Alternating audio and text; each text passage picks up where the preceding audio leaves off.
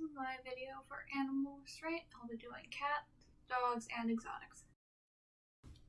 Placing a cat or a dog in lateral, ventral, or dorsal recombency. First is lateral, and you'll have the cat or dog standing like this. You'll be reaching around from the front to grab the back legs and pull them forward so that the animal gently falls on its side. If it was a real animal, you would want to be supporting the head to make sure it doesn't just fall into the ground as you drop it. Ventral recombency is when an animal is laid down on the ground so that their stomach is on the ground and their paws are facing forward, and their head is down. Dorsal recombency is the opposite, where the pet is on their back, with their legs splayed out so that their stomach is exposed. Ventrodorsal and dorsal-ventral positioning is an X-ray term for a dorsal and ventral position, where dorsal-ventral is where the back is up and the stomach is down. Meanwhile, ventrodorsal is when the stomach is up and the back is down. For an average cat's TPR, the temperature should be hovering around 38.6 degrees, with a difference of about 0.5 in either direction.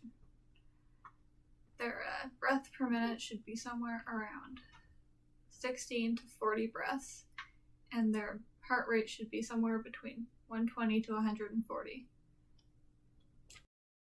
A dog's TPR is slightly different than a cat's, with their temperature hovering somewhere around 38.9 degrees with a plus or minus of 0.5 in either direction. Their heart rates will be somewhere between 70 to 120 beats per minute, depending on the size of the animal.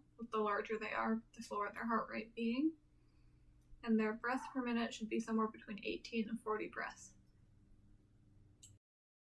Now, the things you're checking for a physical exam for cats and dogs are pretty similar, so I'll just demonstrate with Jasper here if he wants to cooperate. Hello, yes, I know, you're full of energy. So the first thing you're going to do is check the eyes to make sure they're bright and clear. Check the ears. You're going to want to lift the lips and check the teeth. Make sure that there's nothing wrong with the teeth. From there, you're going to want to palpate down the chest area to feel for any lumps and bumps. You're going to take a stethoscope to listen to the heart, the lungs, and the sounds of the guts. You're going to continue to feel along the body, looking for any abnormalities. Check the lymph nodes. I'm sorry. Oop, and he's done. Oh. For a cephalic vein venipuncture, you're going to want to put your animal in sternal recumbency with their legs splayed out front for easy access to the vein. You're going to want to take control of the head, and if for a larger animal, use your arm, and for a smaller animal, just your hands to keep control of the head and the jaws. Make sure there's no accidental bites happening. Two ways you can take a saphenous blood draw. One for a medial for the cat, which is the inner vein, and a lateral, which is the outer vein for a dog. Both you want to be in the same position of the lateral recumbency, where you go around, you bring the animal down to their side, their legs out. You want to control the head, the chest to prevent them from getting up. Control the front legs, and get access to the back legs. For a dog in the lateral saphenous, you want to stick out the front leg while controlling the back leg. And for a cat, you want to get the front leg out of the way to get access to the inner leg here for the blood draw.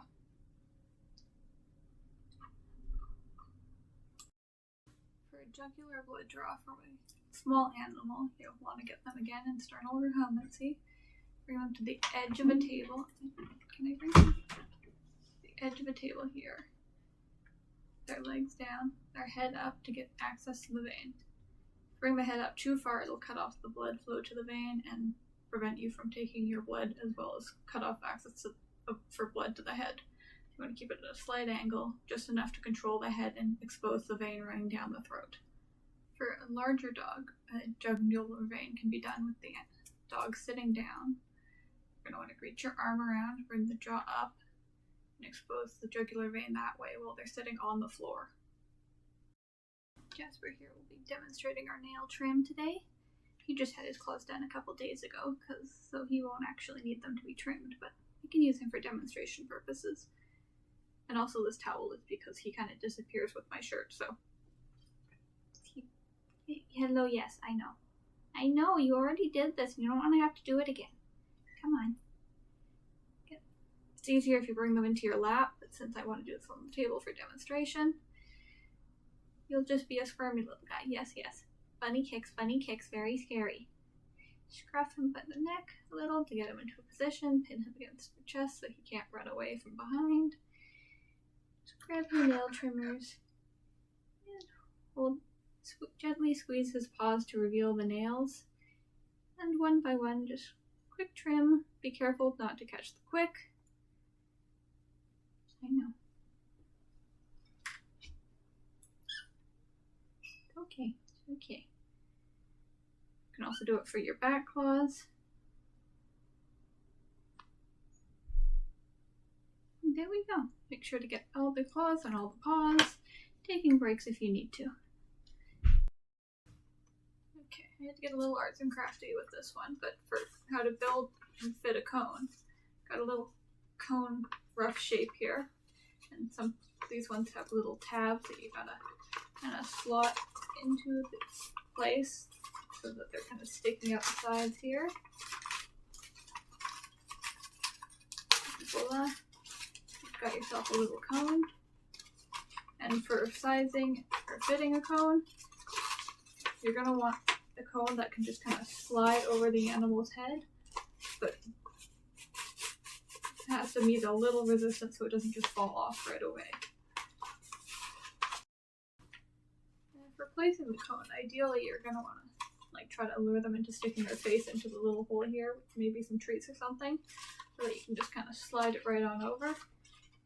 For a grumpy cat, you might have to do a little bit of a burrito to get it on. For a dog, you might have to restrain it a little. Speaking of burritos, come on, Jasper. Sure. Gonna want to get your cat laid down in the center towards the edge a little.